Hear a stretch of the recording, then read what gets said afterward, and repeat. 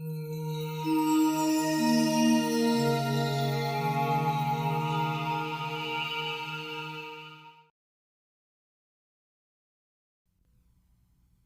I'm Tab Hunter, and welcome to the best of Hollywood.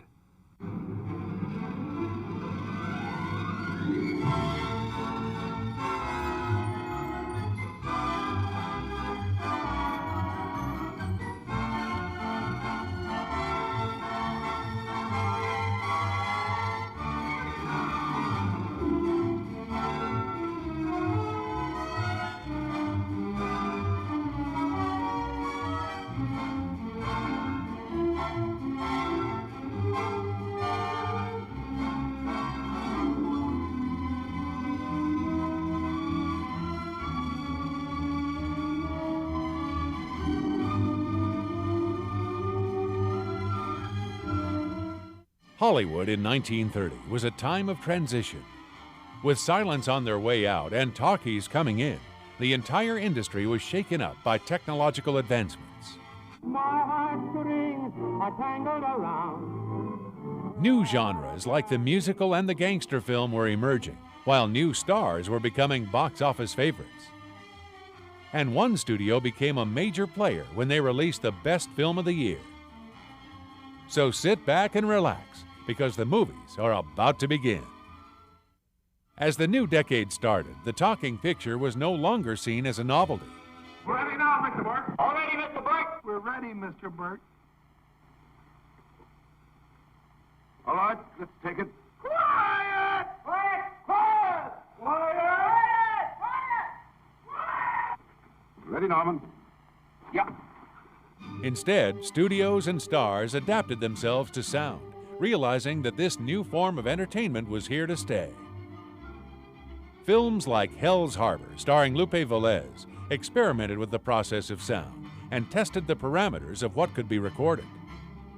Some major stars still stuck to silent pictures, however. Charlie Chaplin made one of his greatest comedies in 1930, City Lights. This story of a tramp who befriends a blind girl and helps her regain her sight is both hilarious and moving at the same time.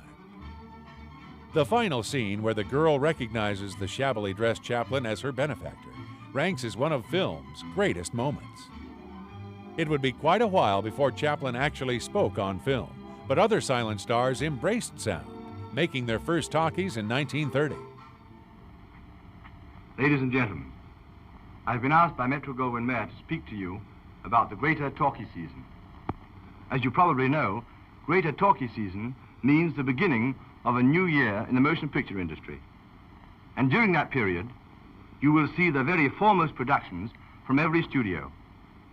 Huge audiences were drawn into theaters for the chance to hear their favorite stars on screen for the first time, and studio trailers promoted these new films. Whoopi brought Broadway star Eddie Cantor to the silver screen in 1930. Popular with audiences, he soon began appearing in a string of movie musicals, including Glorifying the American Girl that same year. The film, the only one ever produced by showman Flo Ziegfeld, also featured a host of celebrity cameos.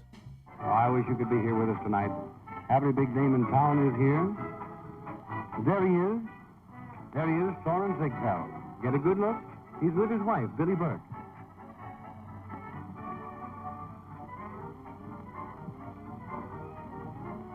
Oh, and here comes Mrs. Walker and her husband, Mayor Jimmy Walker.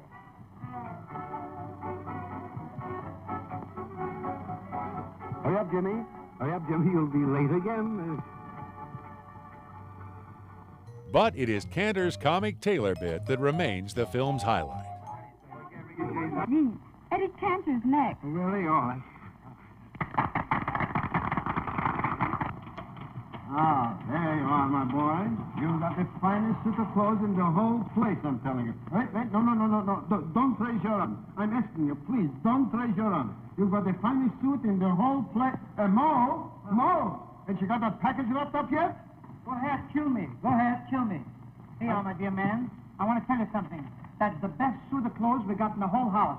You won't be able to wear that suit out. You'll be ashamed. I'm telling you. You've got the finest suit of clothes in the whole... Oh, don't listen to him. He's a damn fool. Go ahead. But I'm telling you, I got the finest suit in the whole place. And Come in again. Come in again sometime. Goodbye. Mo, listen to me, Mo. Don't you tell anyone that I am a damn fool. Don't you ever tell anyone that I am a damn fool. I didn't know it was a secret. He likes it. He'll take it. He'll take it. He'll take it. He'll take it. He'll take it. Sure. All right? I want it back in the back. All right. Listen, did anybody see you come in? That's all I wanted to know. Comedian Jerry Stiller recalls seeing this dynamic entertainer live on stage. Eddie Cantor was undoubtedly one of the great heroes of my life. I suddenly, at this period in my life, became very involved with listening to radio, and I used to hear Eddie Cantor. And I used to send away for tickets, and I used to get back the tickets. So one day, I was 8 years old. We took the entire family to see Eddie Cantor at the NBC studios, Studio 8H in New York, just before Harry Von Zell, this great announcer, would come out and say, remember, you gotta laugh. And he says, you know, Eddie, sometimes, you know, the jokes aren't so funny, whatever it is, but Eddie, when he rolls his eyes, that means you gotta laugh, you see. Anyway, he came out and he did this show, and he was funny. He didn't have to roll his eyes, didn't have to do anything. And then when his show was over, he started to entertain some more. He says, you know, we're gonna do the West Coast version in a little while, but if you wanna hear some more, I'll do some more for you. The one and only Greta Garbo starred in Anna Christie and spoke her first line 34 minutes into the picture. "Give me a whiskey with a ginger ale on the side, and don't be stingy, baby," were her first words. Studios ballyhooed the picture with 2 words: Garbo speaks. Garbo's favorite cameraman was William Daniels, so he naturally photographed Anna Christie. Here, Daniels discusses what it was like to work with the famous star.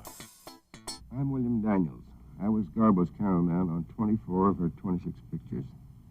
Among all the stars that I've photographed over the years, she was the most outstanding and certainly the most photogenic.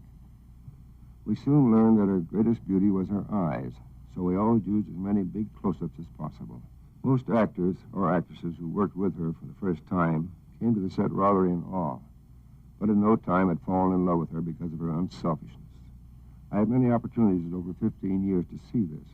The great Lon Chaney made his one and only talking film in 1930. The Unholy Three was a remake of his earlier silent film of the same title.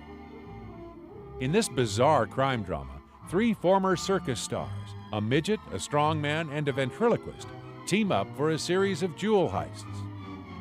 As the ventriloquist, Chaney proved he was the man of 1,000 voices, as well as the man of 1,000 faces. Unfortunately, Chaney died of throat cancer soon after the film's release. At the time of his death, he was preparing for the role of Dracula in the film that would be considered the first talking horror picture. Bela Lugosi ended up replacing him as the king of the vampires. I stumbled upon a most amazing phenomenon. Something so incredible, I mistrust my own judgment. Look. Dracula. The very mention of the name brings to mind things so evil, so fantastic, so degrading. You wonder if it isn't all a dream, a nightmare. Rats. Rats. Thousands. Millions of them. But no, this is no dream. This is Dracula, the original terrifying story of a maniac and a man who lived after death, lived on human blood, took the form of a vampire bat, and lured innocent girls to a fate truly worse than death. Dracula? Oh, what's he done to you, Jane? Tell me. He came to me. He opened the thing in his arm, and he made me drink.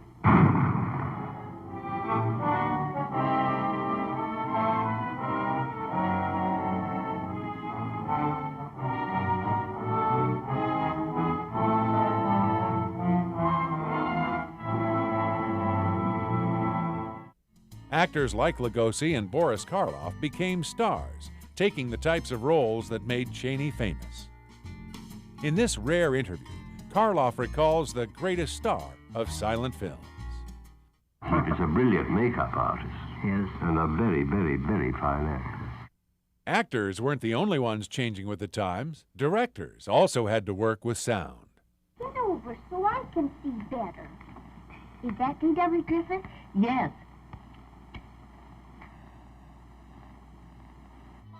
D.W. Griffith, one of cinema's pioneers, advanced with the times and began releasing talking pictures. Abraham Lincoln was his screen biography of one of America's greatest presidents. Walter Houston starred as Lincoln, with Una Merkel appearing as Anne Rutledge and Kay Hammond as Mary Todd Lincoln.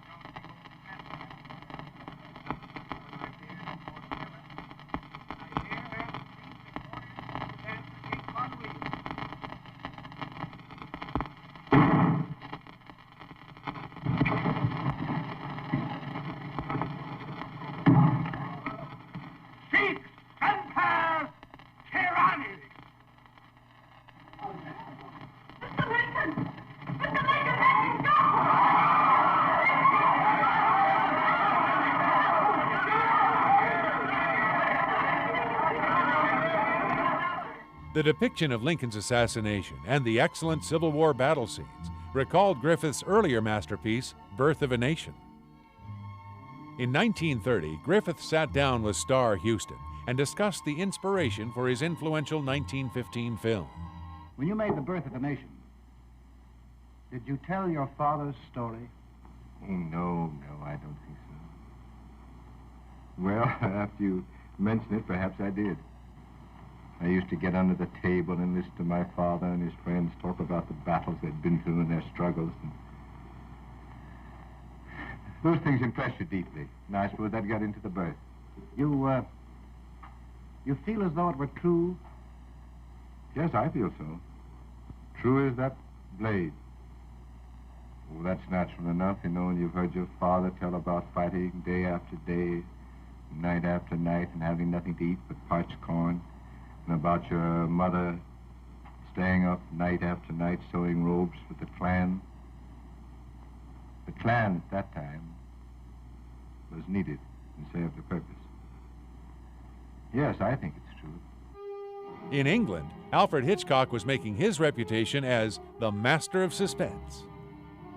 With films such as Murder, Hitch proved he could be inventive with sound as well as with images. In a scene that is still copied by filmmakers today, Hitch had a character's thoughts spoken over the soundtrack. Murder's plot of an innocent person accused of a crime they did not commit became a Hitchcock standard. Nora Baring played the actress accused of murder, with Herbert Marshall as an amateur sleuth who captures the real killer.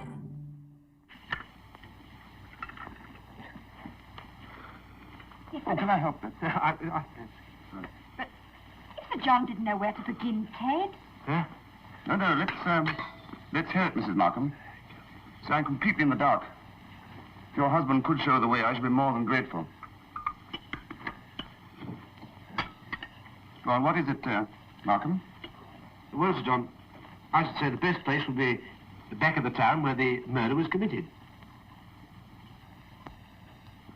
Well, you see, Sir John, it was like this. On the night of the murder, when the knocking woke us up, I was over by the window slipping on my negligee, and I popped my head out of the window to see who it was making all that noise. And I saw a policeman coming round the corner. So I said to Ted, hello, yes, the police. And then I took my eyes off him to tell Ted here. And when I looked again, there was no one in sight. And then Ted said, yes, you're right, here he comes. And when I looked again, it was a different policeman altogether. Hitchcock followed up Murder with an adaptation of the hit stage play Juno and the Paycock. The story dealt with a poor Irish family expecting to inherit a large sum of money and starred Sarah Allgood and Edward Chapman. Well, let's hear it quick, so as I can get rid of this collar. Well, Mr. Boyle, I suppose you remember a Mr. Ellison of Santry. He's a relative of yours, I think. That procrastinator and prognosticator. Of course, I remember him. Well, he's dead, Mr. Boyle. And a week before he died, he sent for me to write his will for him. He said there were only two people that he wished to leave his property to. His second cousin, Michael Finnegan of Santry, and John Boyle, his first cousin of Dublin. Me? Me?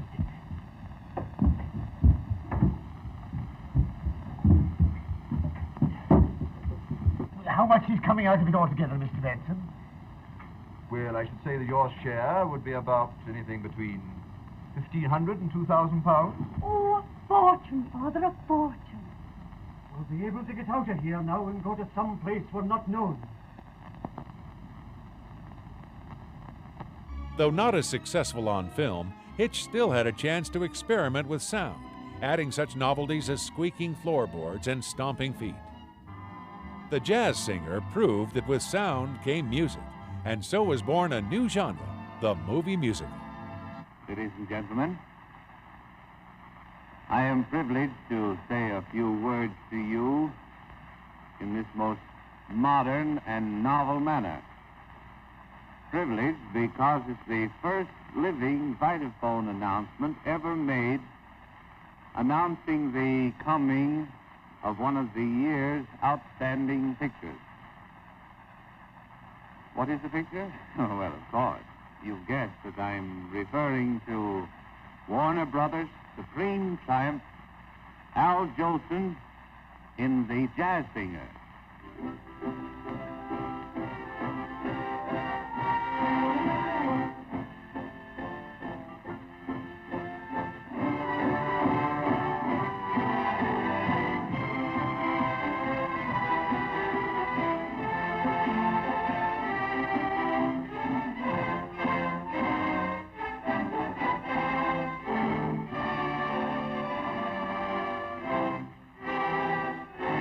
While these early musicals could never match the spectacle of the later ones from the 50s and 60s, they still brought in large crowds. Al Jolson himself returned for another all-singing, all-dancing picture, Mammy.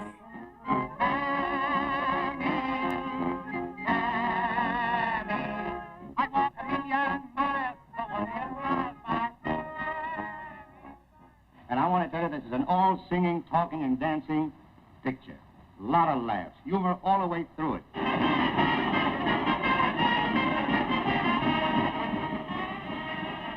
Mammy! Mammy!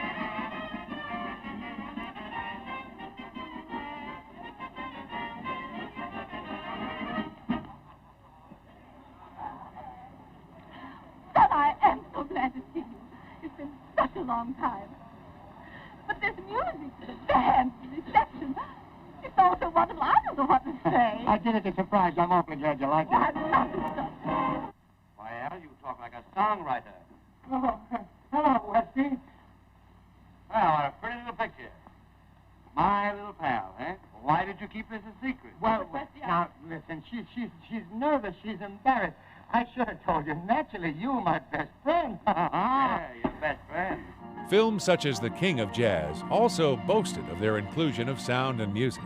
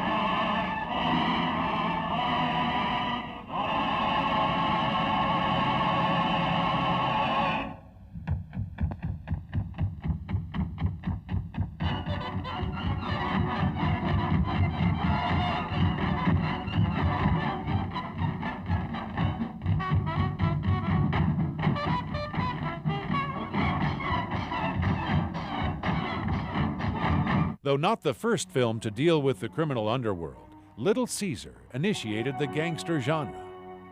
Edward G. Robinson put in an unforgettable performance as Rico, the snarling killer with no redeeming qualities.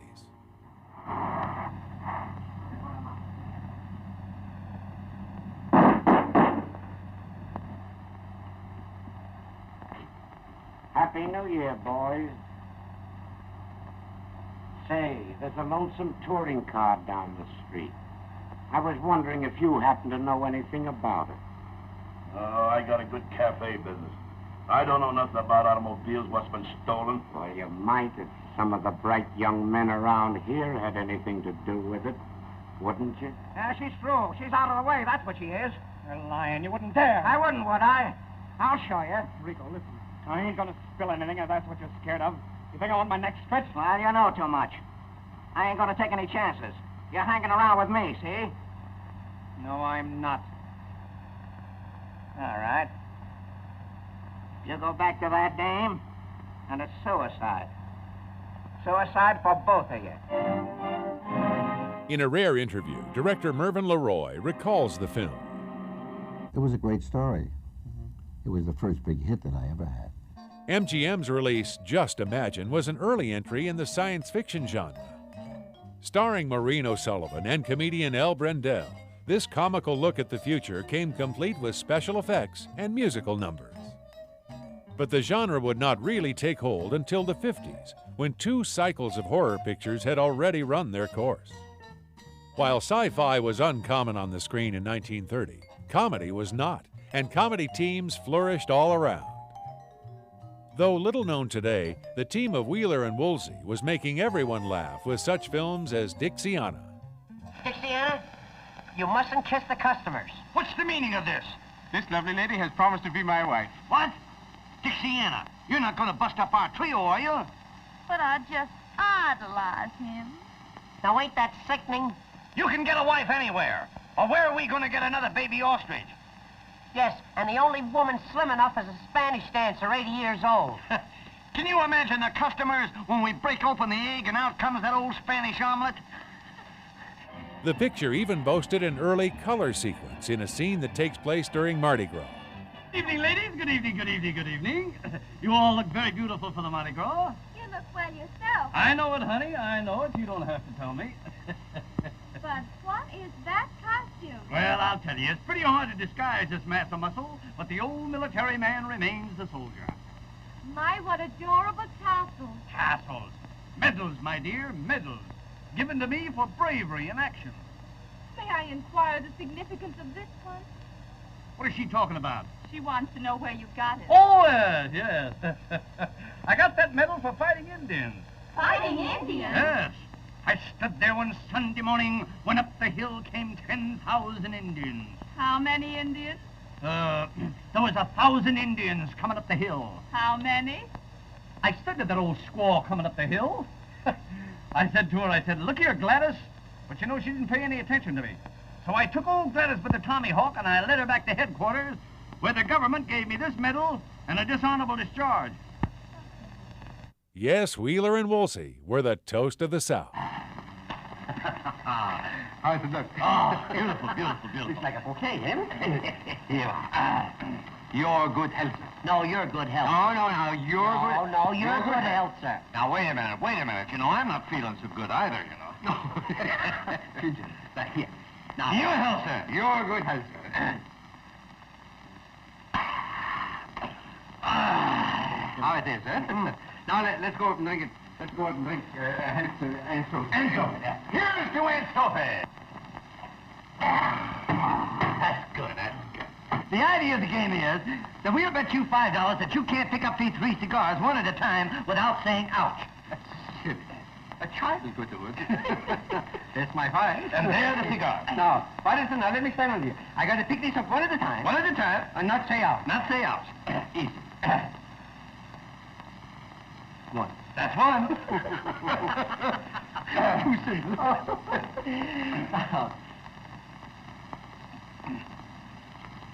It's a draft round here. two. There's two. There's two. Are you calling it by the No, no, now it's the test. This is the test. This is the easiest one. Oh, yeah, yeah. I'll do it quick, look, see. Ouch! That is the answer. The popular team of Laurel and Hardy had made the transition from silence to sound with no problem.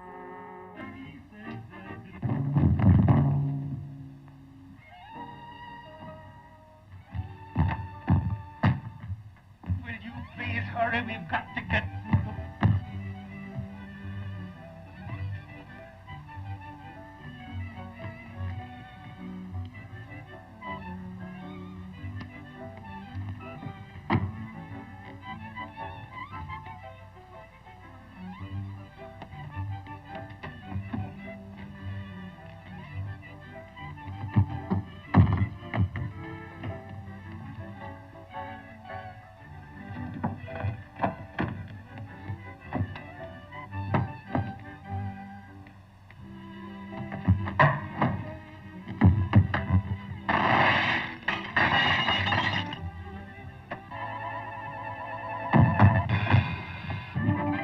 In the short Be Big, the duo want to attend a lodge meeting, but have some trouble donning their special outfits.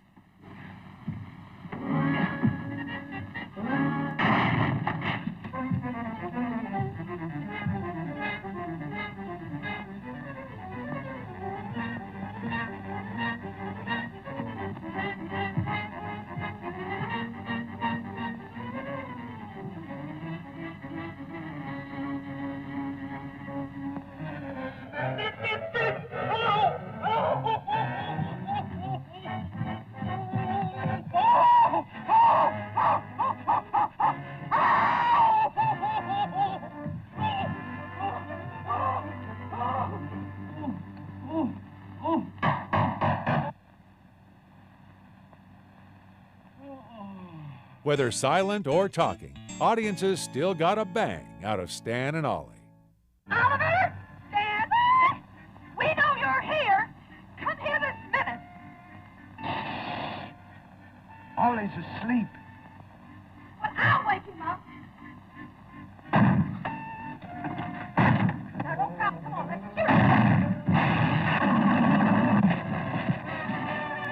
Vaudeville veterans George Burns and Gracie Allen initiated a series of shorts that led to future appearances and features.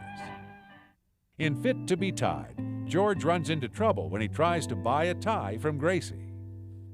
Miss, I would like to buy a tie. Apple, coconut, or custard? A tie, not a pie. I want to buy a tie. A top? A tie. Don't you know what a tie is? The thing that goes around your neck. Say, how long have you been working here? Oh, 5 years. 5 years. Well, don't you know what a tie is? A tie. I guess you better ask somebody who's been here longer. Well, what do you do? What do you sell here?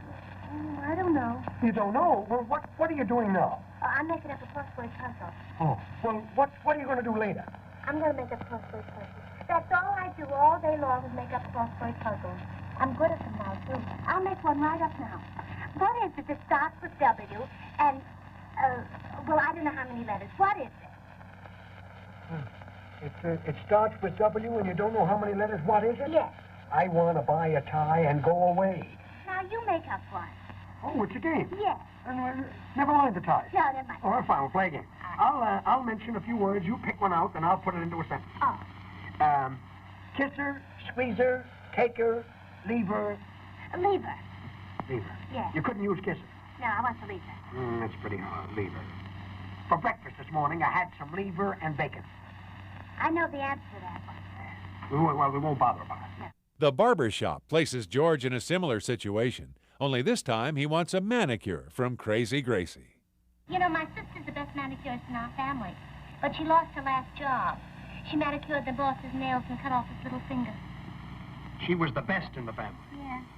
Well, I'll see you again. I mean, that's that. Oh, sit down. I haven't cut anybody today. Well, I feel kind of safe now after that last... Yeah. Ouch. Well, I mean, the laugh is on you.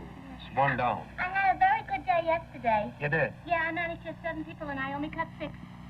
That was one of your good days. Yes. What happened to the one you didn't cut? Well, I held my scissors wrong. Check and Double Check was the first time audiences got to see what radio characters Amos and Andy looked like. The parts were played by Freeman F. Gostin and Charles V. Carell. two white men who wore blackface, a technique now seen as politically incorrect. Uh-oh. Amos, I told you police would come up here and arrest you if you don't get out of here now. Who owns this car? Are we his partners, mister? Yes, sir, Mr. Yes, sir. He is the president. I is not. You is now. I don't care anything about that. Get this thing out of here. I'll run your post in. Yes, sir, Mr. Yes, sir. Yes, sir, mister, we do it fast as we can.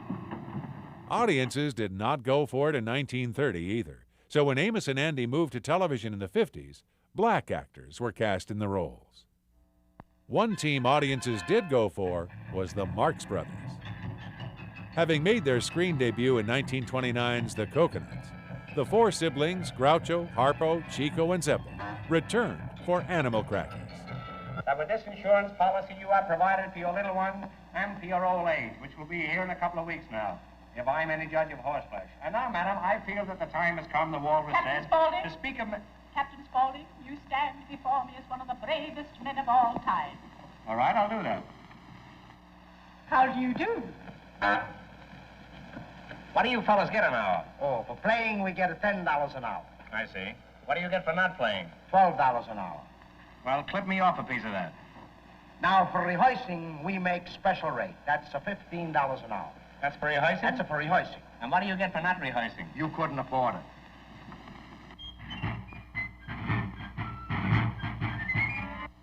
You haven't got chocolate, have you? Take the professor's hat and coat. And send for the fumigators. Oh, my... Bonjour, bonjour de la part de la Zany and irreverent, the films of the Marx Brothers still hold up today, and the team is revered as one of the greatest in the history of comedy. Here, Groucho's son Arthur speaks of life with his famous father. Everybody says, he must be crazy living at home. Is he funny all the time? Well, he could be extremely funny, and he'd say very witty things, but he wasn't a clown in that sense. Right. That he was always on. You know, He's never on. Not always on. No, not usually. Sometimes he liked to put people on. In those days, people didn't recognize him because he didn't wear a mustache. And so he didn't look the way he did in the movies, in the Marx Brothers movies. So if he went out on the street, he just looked like an ordinary person. He used to say, well, I look like just a little middle-aged Jew. I remember once he went to a store in Arizona. He was doing something there, and I was with him, and he walked across the street from the hotel to a little fruit stand and asked the proprietor if he had any wax fruit. And the proprietor said, well, why not? I have real fruit. This is a real grocery store. And he said, well, I'd like some wax fruit to put in my room. And the man said, well, what do you want that for? He said, well, in case I have company and they may want to eat something. And the fellow says, well, you can't eat wax fruit. And my father said, yes, but I can save a lot of money that way. And the fellow didn't know who he was, and it took him 20 minutes. My father did this routine with him and finally walked out with the guy shaking his head saying, who is this crazy nut? 1930 witnessed the debut of new faces who would later be counted among Hollywood's top talents. Many of these came from overseas. In Germany, Marlene Dietrich made her debut in Joseph von Sternberg's The Blue Angel. She played a nightclub singer who wins the heart of conservative professor Emil Jannings, only to cause his academic and social downfall. Well, how did you like my bedroom? Sie sind also die Künstlerin Lola Lola. Sorry, you'll have to talk my language. What? You are the actress Lola Lola. Na, Professorchen, wie geht's denn heute? Zigarre? Havana? Herr Direktor sind heute sehr gut aufgelegt. Will ich auch. Du kannst aber auch vergnügt sein. Leave him alone. Stop making fun of him. Keep quiet. When Marlena sang Falling in Love Again, the world knew a star had been born.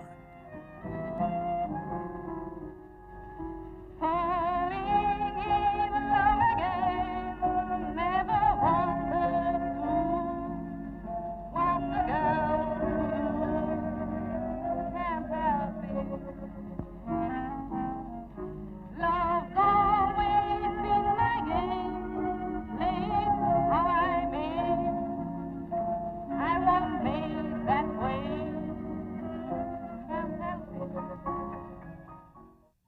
Dietrich and von Sternberg immediately traveled to America and reteamed for Morocco. Gary Cooper was cast opposite Marlena for this exotic romance. Every little breeze seems to whisper Louise. Birds in the trees seem to twitter Louise. In 1930, the French singing sensation Maurice Chevalier was on his way to becoming a star. In this scene from Hollywood on Parade, Chevalier sings Louise in his own inimitable style. What I felt at the sound, each fiddler sigh, tells me that I adore you, Louise. Just to see and hear you is joy I never knew. But to be so near you thrills me through and through. Anyone can see why I wanted your kiss. It had to be, but the wonder is this. Can it be true? Someone like you could love me, Louise. The short also introduces Jeanette MacDonald, who performs Love Me Tonight.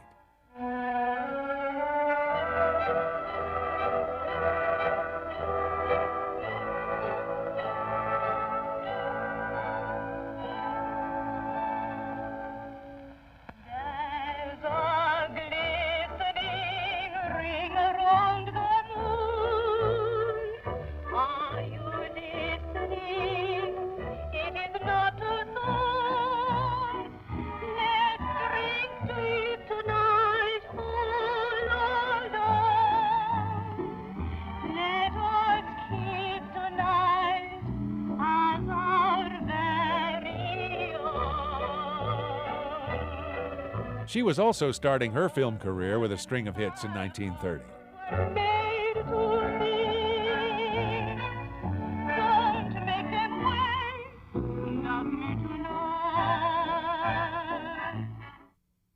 Future star Joel McCrea had an early role in the 1930 adventure The Silver Horde.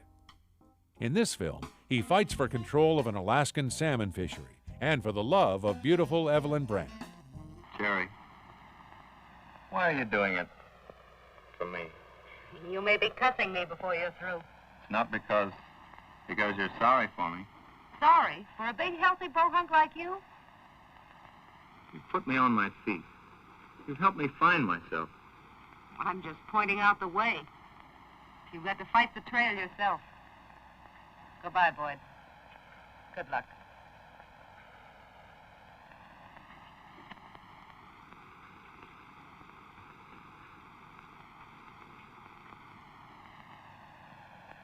Jean Arthur was also on hand, trying to win McCrea for herself. Another future star attempted to make it big in 1930, but would have to wait a few more years before finding fame.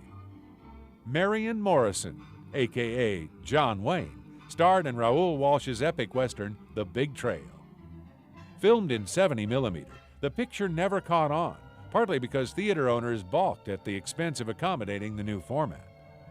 RKO's railroad drama Danger Lights, starring Robert Armstrong and Jean Arthur, was also filmed with a widescreen system.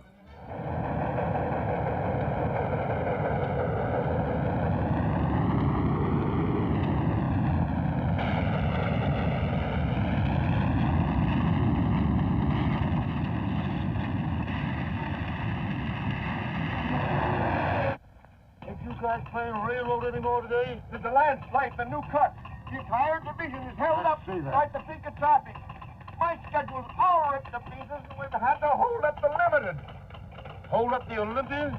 You off your nut? Tell her to come through. Look, half a mountain is slid on that track. I'll clear the track. Don't stand there looking at me. Lift those red boards and keep traffic moving. You, blast the boiler room to blow the whistle and get the wreck crew out. You, phone Ed Ryan. I won't be home to dinner tonight. Give me a piece of that. You office guy, put the Olympian in the hole. Called Spoorbergen Natural Vision, the format was innovative, but never caught on. Roland West's forgotten classic, The Bat Whispers, was filmed in both 35mm and an experimental 65mm process.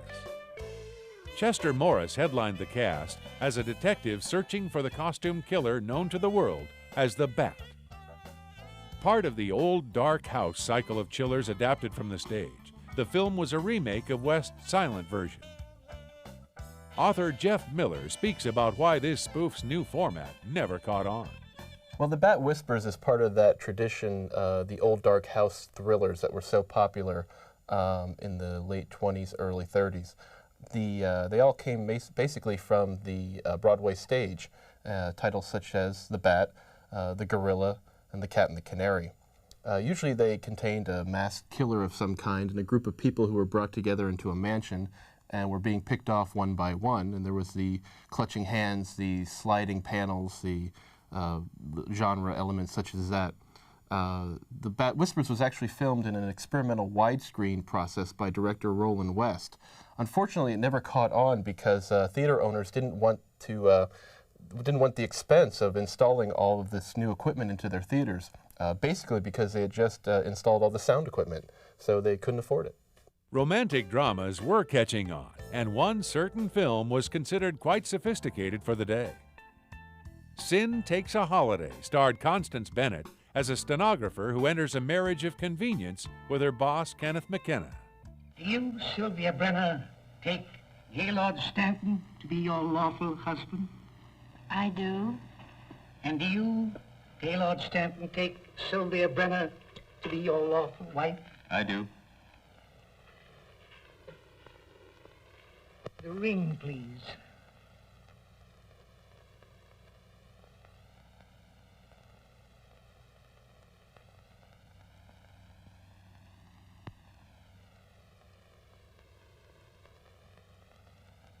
Vested with authority, I now pronounce you husband and wife, and I wish you a long and happy married life.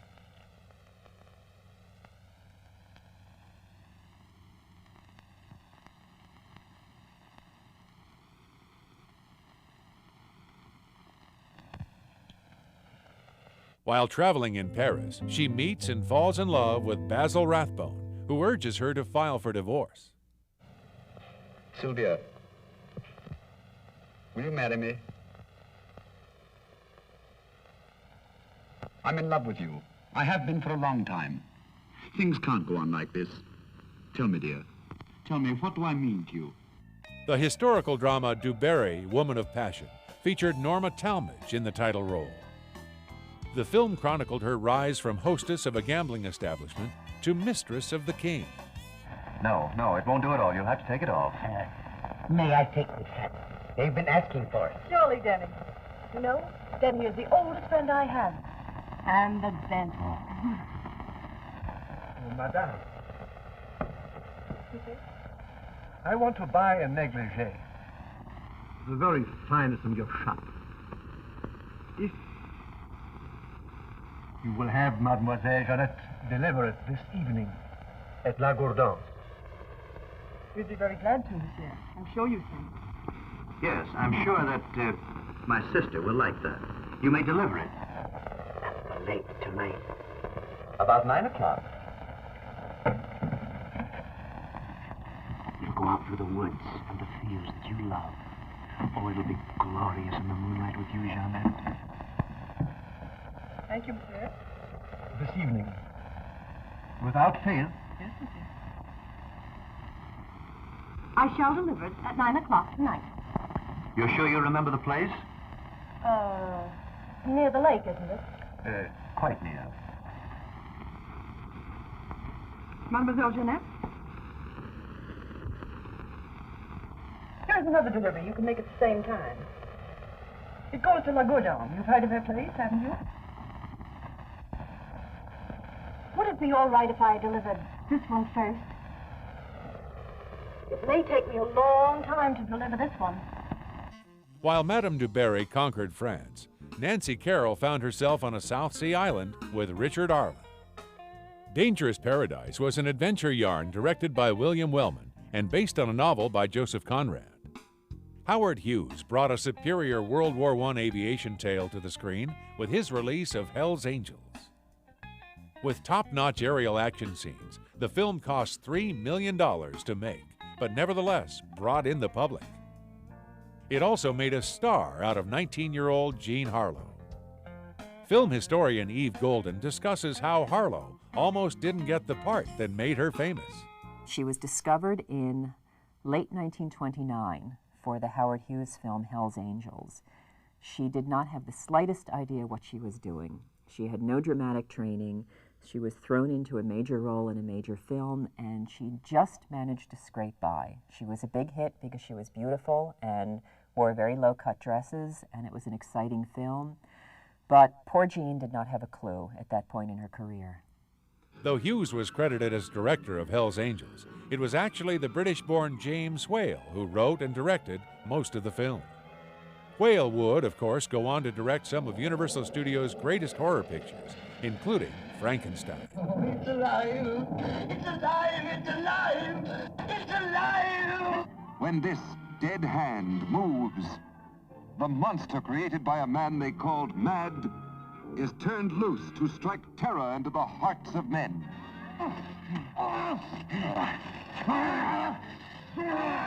To shock women into uncontrolled hysteria. Elizabeth!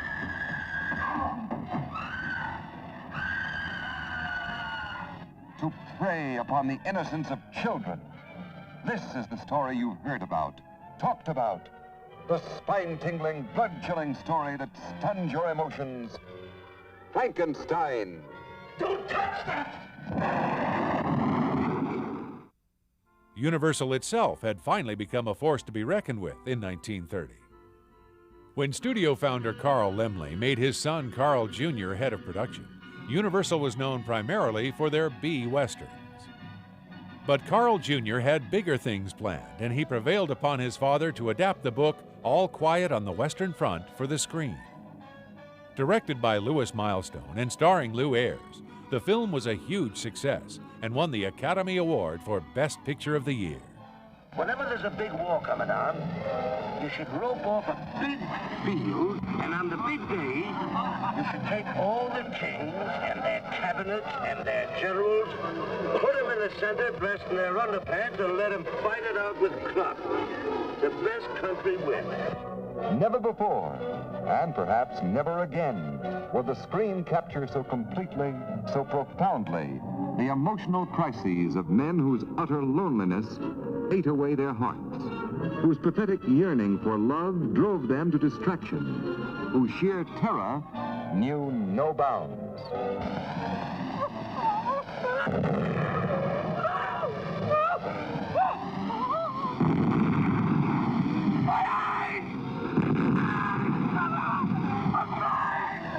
This is the immortal screen achievement, which has become more dramatic, more vital with every passing year.